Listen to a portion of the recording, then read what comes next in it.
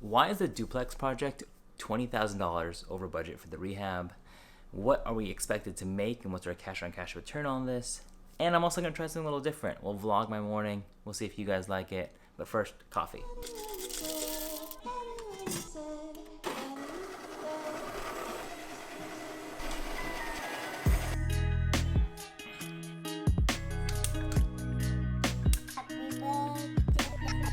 Together.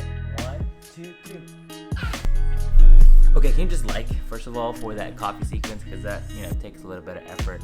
But if you're new to this channel, my name is Josh Baldovino, and I'm a full-time marketer and a real estate investor. And today we are breaking down the first deal I did with my dad, which is a duplex in Columbus. If you thought about jumping into real estate investing, this video will give you the what might happen if your budget does go over rehab and how that affects our numbers. And are we still making money at the end? Another thing I'll add is this video is sponsored by Rentometer, but more on them in a little bit. Okay, just more coffee. So, again, this is the first deal that I jumped with my dad. If you remember from the last videos, for the past 3 years before this apartment, we were living with our parents, and during the pandemic, he saw that we started jumping into real estate investing. And of course, natural dinner conversations or any conversations turn into, hey, what if we did something together? He had a HELOC on his house, and we were going to use the funds to purchase and rehab the property. When we found this deal, we did find it on the MLS, so it was on Zillow, just sitting there ripe for the picking. And we knew from the get-go that this would not be your fast burr. This was a maybe 1 year, 2 year burr. We would refinance out afterwards, and it wouldn't be a perfect burr. And fortunately, we were okay because we knew that this was a 5 to 10 year play, and so we were okay with parking some money in the deal. It would cash flow decently. It did come with one tenant that was newly signed on a Section 8 lease, and then the other side was on a month-to-month basis where that unit had a long-term tenant in there that was completely trashed, a little bit of mold in the bathroom. It was definitely not a safe place for someone to live in. And so we knew that coming in that we would have one side that was remodeled, that had a tenant in place that could pay for the mortgage while we fix up the other side. Oh, that's not great lighting at all, huh? No. Rule number 1, do not shoot into the light. Shoot with the light to the side. Okay, so what went wrong? We did get an inspection report, and I really recommend that everyone who's investing out of state definitely gets an inspection report. Just because if you're not walking it, you don't know what's happening, you want to get as good of a scope of a picture as possible. However, there are certain things that you won't find on the inspection report just because they're not opening up the walls. And the moment you open up the walls, that's when things get a little more interesting. We knew that a roof repair was going to be down the road in about 5 years, so we decided to tack that on to the rehab budget up front just to make sure that we didn't have to worry about that. So that was plus $8,000 there. The next thing was that there was a water bill for $1,500 that came up right when the tenant was moving out. And we found out that that water bill was due to a leaky pipe that was in the house. Our contractor went in there, opened up a wall where the water was coming out, and saw that the entire plumbing was a little bit of a DIY job from the previous owner. I'm not sure who did it, but it was, from what he said, it was just completely routed wrong. It would just be a continued mess. And we redid the plumbing on that side, which was another $10,000 cost. So that's where basically, between replacing the roof up front when we thought we had a couple more years left, but we wanted to be a little more conservative, so we made that change order quickly, and that plumbing that ate up into all of the, worst case scenario and then some. So at this point, you might be thinking, okay, what is the plan here? How do you plan to make money from this property? And I will say, during the scope of this rehab, I also thought, man, and I remember having a conversation with our contractor, and my dad, I was like, I think, but this is probably a deal that we shouldn't have, closed on, especially for your first one. Rehab was too much. We were going into too much of our reserves, and it was big changeover after big change order. But we needed some light at the end of the tunnel, so we needed to figure out, hey, what does the cash flow look like? And we need to figure out how much we could rent the property for. Insert sponsorship by Rentometer. If you guys don't know what Rentometer is a super simple software. It's online, it's cloud-based. They have a system where you can punch in the address and it'll take and scrape the averages of rents that are being collected in the area that are on the different marketplaces, and it'll give you how much a property could potentially rent for. It'll also give you a whole bunch of market reports. It'll give you the scope of the area. It's everything you need to understand how much a property could rent for. We had a couple contracts coming at 40, so we thought that we were close, but 15 little more.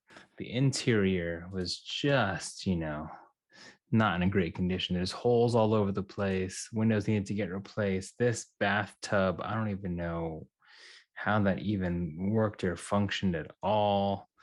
And again, like these windows are just there's just gunk all over. Just extremely dirty, lots of deferred maintenance, holes all over the place.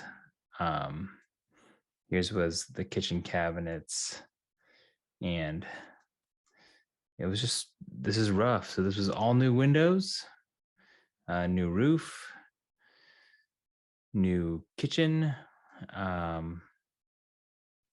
Here, this was a quality control walkthrough.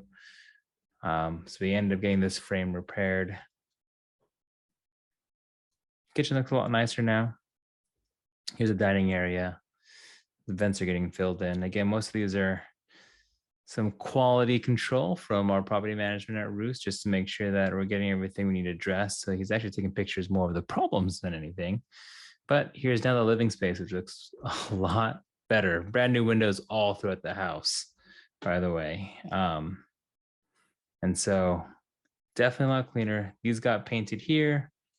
And let's see some of the bedrooms, screens drying out. But LVP throughout.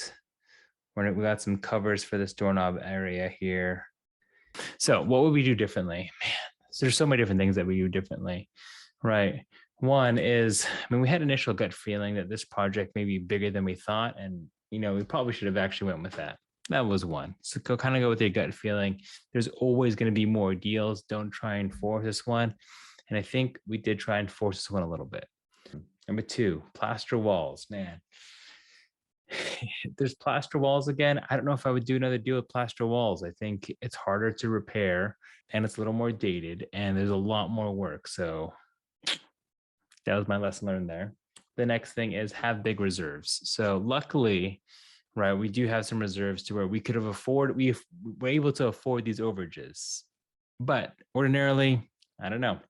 If this is your first deal, this might be a little too much to stomach. We realized that this was a long-term play and we were okay with that long-term play.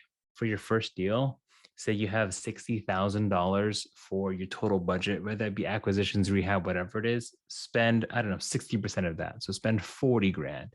And that way you have a 20K buffer just in case like this, if you have to go over. And that way you know exactly where those funds can come from.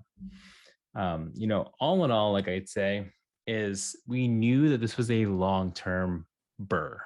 That I don't even think really even say burr, but anything is really a burr depending on when you refi, right? But we knew that immediately this would not get all our initial capital back, but that after 5-10 years, especially with the development that's happening in the area, this is definitely one of those park it, let it appreciate, get the cash flow, and have that long-term goal in mind.